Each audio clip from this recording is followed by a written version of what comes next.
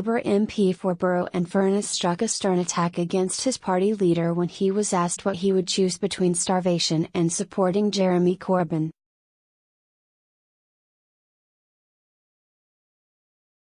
Speaking on BBC Radio 5 Pienaar's Politics, radio host John Pienaar asked the Labour MP whether he would be prepared to sing the famous Labour slogan in support of Jeremy Corbyn to get his hands on the last coconut on a desert island.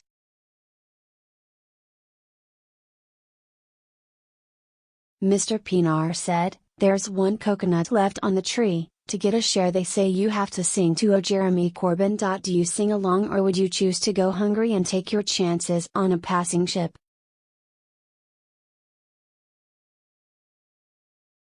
Mr Woodcock admitted he would choose the latter option and risk starvation rather than trying to back his party leader. He said, "Really, to sort of crash the metaphor, the ship has sailed for me quite some time ago on that.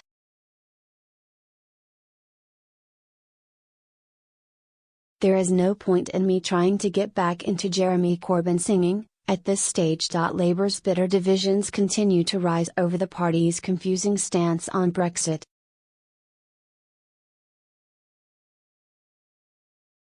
In January, former frontbencher Alex Cunningham resigned his post as Shadow Pensions Minister after a clash with the party's hard-left leader over whether the UK should stay in the EU's customs union.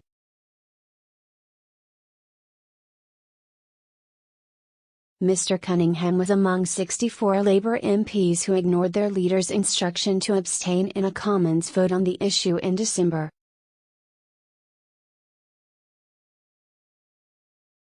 There is no point in me trying to get back into Jeremy Corbyn at this stage. John Woodcock.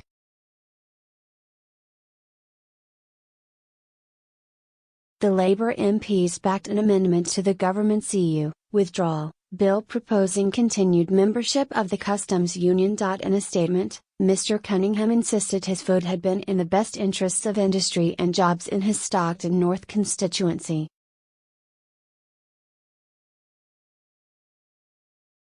He said, "I voted as I did as I believed I was leaving the door open for any deal with the EU to possibly include the membership of the customs union, something I felt was in the best interests of industry and jobs in my Stockton North constituency."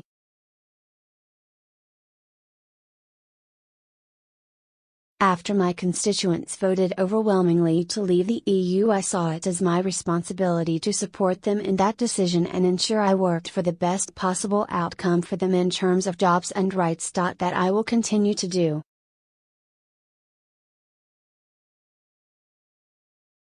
On Friday, Labour delegates gathered in Leeds to elect a National Policy Forum chairman, but the vote was halted amid complaints of insufficient time for the process.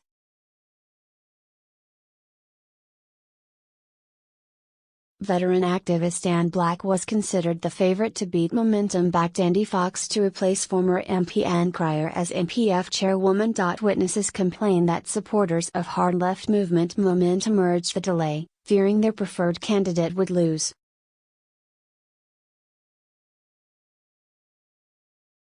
The official reason was there had not been enough time to organise the vote, but sources say the move was motivated by a Momentum desire to control another seat in the ruling 9-strong NEC officers group, which would have been given to Ms Black automatically had she won.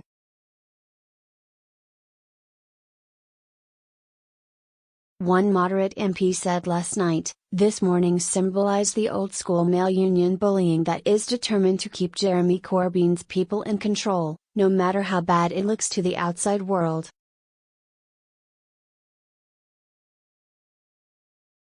Women delegates were coming up to MP Lucy Powell to thank her for trying to stand up to Andy Kerr, but the ex-union guy took the female chair of the policy forum into a room and kept her there until he got his way.